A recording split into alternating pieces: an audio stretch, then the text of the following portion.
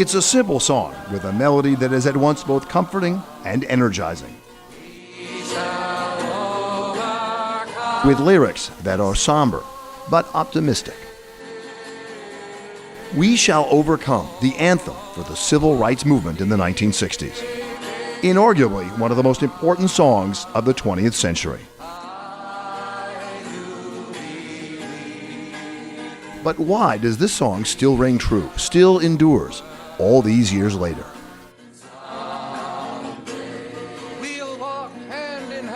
What is it about the words and the music, the meaning and the historical context that continues to inspire so many around the world?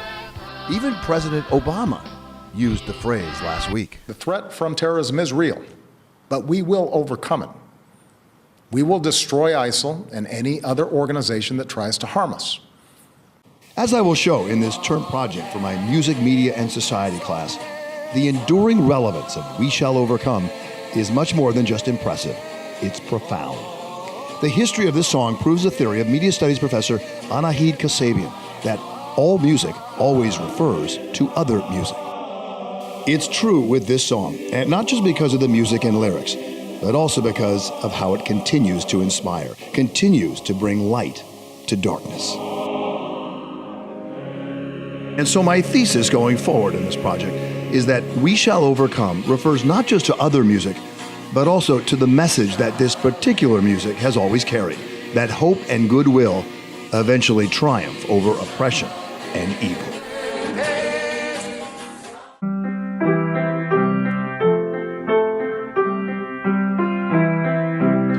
We shall overcome.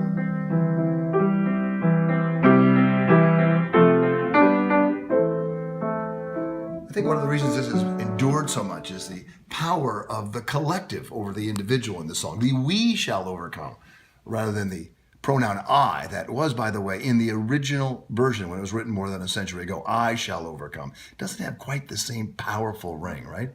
Listen. Whatever song we sing, we shall sing it again.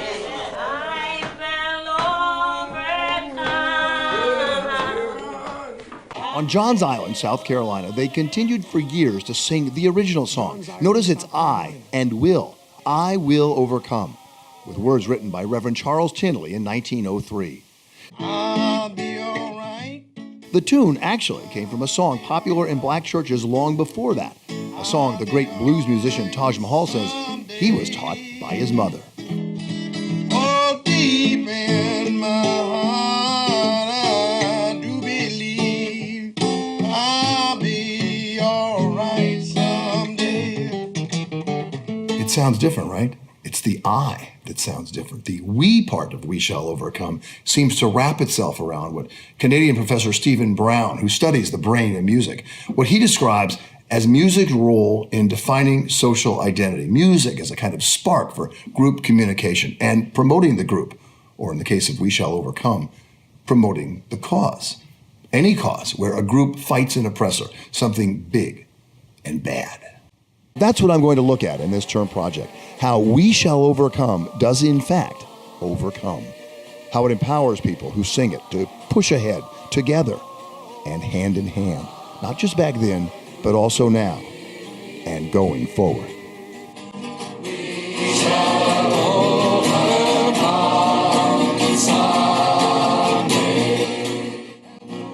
It's not a song that ever made the hit parade or the pop charts. Commercial success wasn't the goal. The sound of a ringing cash register, never as important as having the song ring true in people's hearts and minds. There's a genius to simplicity, you know. Any damn fool can get complicated. But when you can hit the nail on the head, so to speak, the way this song does, why, no wonder it's gone around the world and around the world and into the hearts of tens of millions of people. We shall overcome.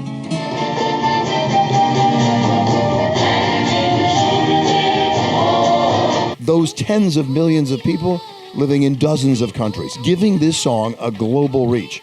accomplished with no advertising, no big marketing campaign, just word of mouth and tradition.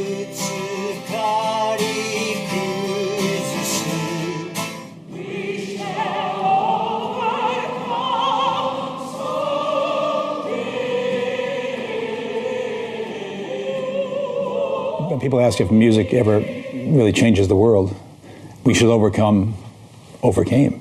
Folk singer Tom Chapin has been singing We Shall Overcome for years. And Tom, 3 years ago, sang in an Occupy Wall Street concert with filmmaker Michael Moore and changed the words just a tad, perhaps a tad optimistically.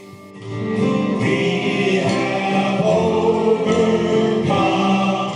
So many decades later, and the song still resonates. It is still embraced, and it still moves people, and it's still around. One reason, perhaps, is what sociologist Hugo Corte says is music's powerful connection as an organizing force. Music, he says, truly matters to social movements and is a much more compelling draw than, say, a political speech.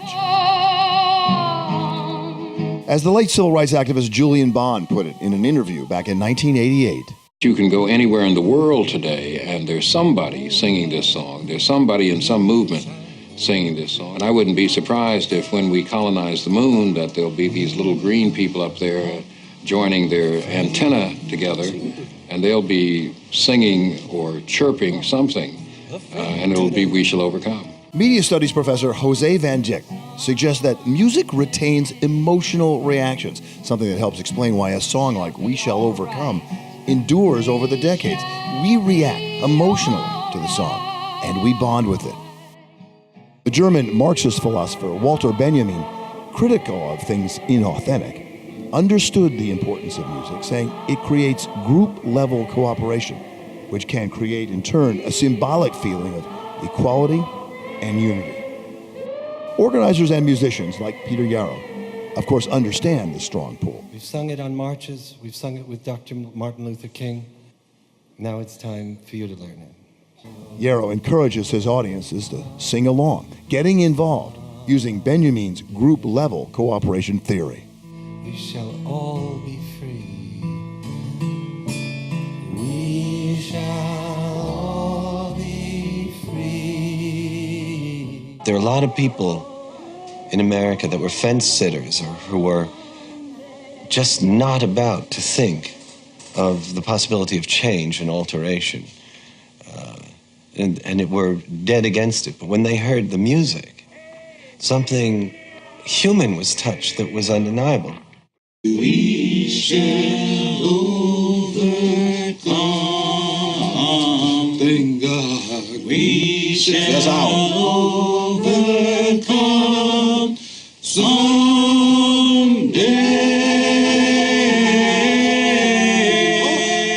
Also undeniable, the collective solidarity of the song. It reminds me of the Gandhi dancers we studied earlier this semester. The call and response, the sense of group, bonding in difficult times and making them somehow more bearable. Civil rights activist Calvin Butts is the head pastor at the Abyssinian Baptist Church in Harlem. Just simply more and more people coming to realize that if we don't live together as brothers and sisters, we will perish together as fools. All of that is captured in We Shall Overcome. When I hear people all over the world singing this song, I am inspired because I say, my goodness, look at what has come from this song. When that young man stood in front of a tank in Tiananmen Square and everybody sang We Shall Overcome, I said, gee whiz, Dr. King and those nonviolent marches were the very genesis of a huge movement. There is no shortage of examples of young people in multiple generations embracing the song since the civil rights movement. My eldest daughter, Mia, is a recent college graduate and passionate about the issue of gender equality and gay rights. She's one of those who embrace the song today. It's the tune, too. It's the tune of, it's in a major key. It kind of has that, sad tone to it. Religious, non-religious, gay, straight, black, white, anyone can latch onto that song, even if they don't necessarily identify with what its original cause was for, because everything evolves. We shall overcome. What would they have thought, those marchers in the civil rights movement who sang "We Shall Overcome" more than a half a century ago? What would they have thought had they known this song would still be thriving, still have meaning, well into the 21st century?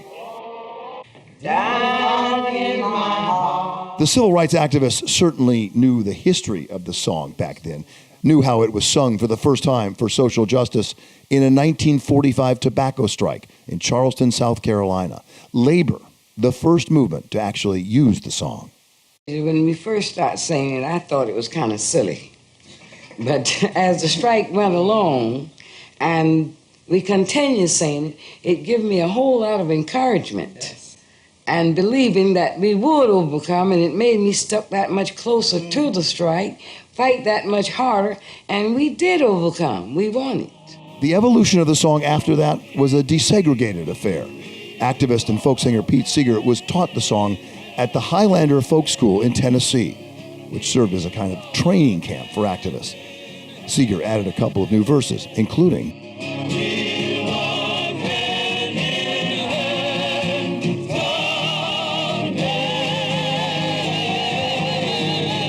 later, a folk singer from California named Guy Carawan, a friend of Seeger's, became a kind of Pied Piper, spreading the song across the country, including teaching it to young black activists at the Highlander School. They would eventually lead the battle for civil rights in the South in the early 1960s. And the song had come full circle.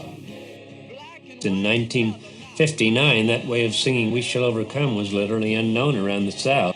One night, armed sheriffs raided Highlander on charges of supposedly illegally selling alcohol.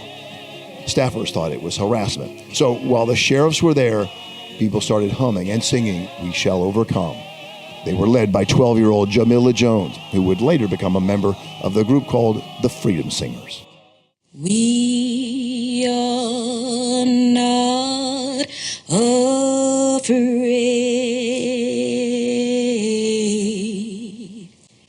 And those lines helped convince us that we were not afraid. And that night when they raided Highlander, she sat there in the dark and made up the verse on the spot, "We are not afraid," and helped about 50 people there sing in the dark, "We are not afraid," and sing "We Shall Overcome," just to keep their spirits up while the deputized thugs went around and ransacked everybody's luggage.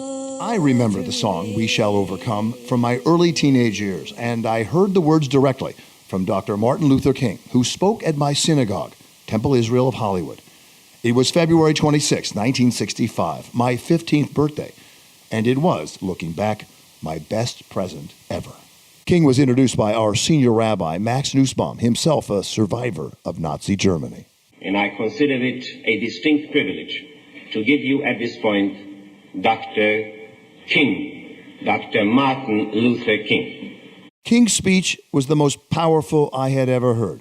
He had us, 1,400 in the synagogue, almost hypnotized. And then, towards the end, the magical words, "We shall overcome," from King himself. And that speech still vibrates in my memory and fills my fiber 50 years later. Yes, we were singing about it just a few minutes ago.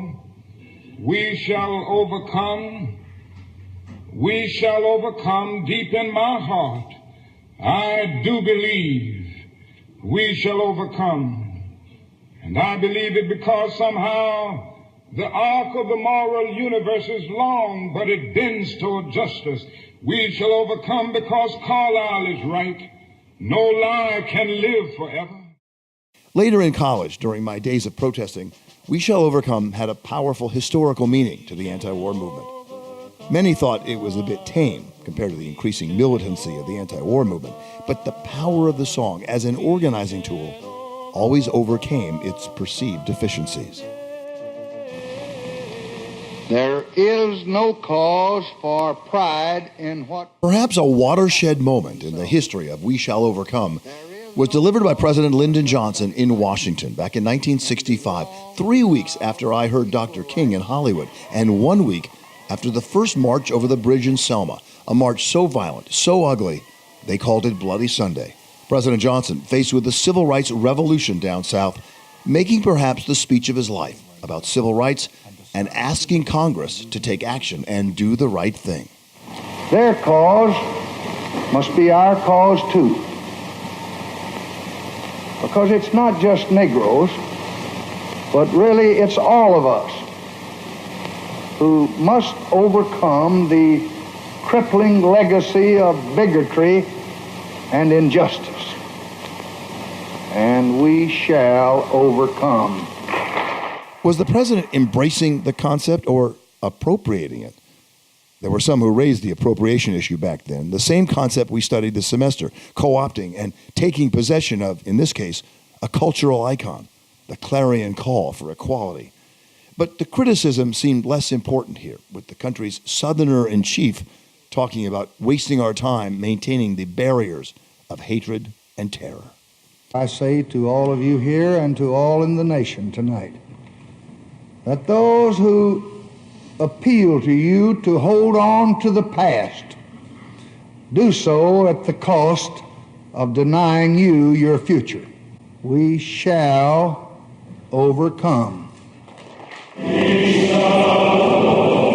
Of course, bringing all politicians into the kumbaya tent never happened, just like bringing all Americans in didn't happen. These are members of Congress and the Senate last June after the Charleston church massacres, singing, "We Shall Overcome." Or at least trying to sing it. Take a look at Senator Mitch McConnell from Kentucky. He's the third from the right. And look at former House Speaker John Boehner on the far right, swaying, but having no idea what the words are. For those who were active in the civil rights movement back then and who are still active now, like Congressman John Lewis, second from the left, he was the one who led the march on Selma in 1965. For people like him, this song provides a powerful and bonding thread linking the past to the future.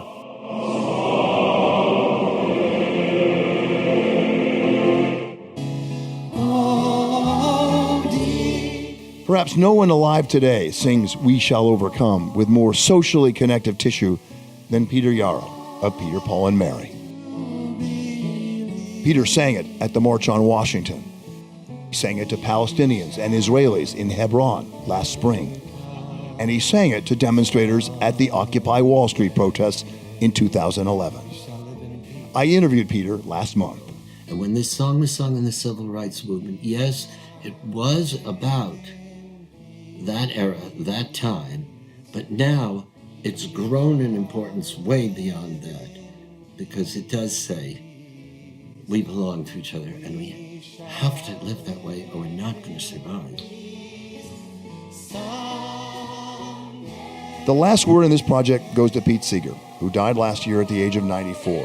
Everyone who ever met him, and I'm lucky to say that includes me, will forever remember his passion, his activism, his sense of justice, and his belief that music can bring people, society, and a planet together in a way far more powerful than just words alone.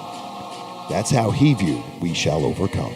I confess, when I sing it, I think of the whole human race. We're either going to make it together or we're not going to make it at all. But I think we have a chance. We, that's the important word.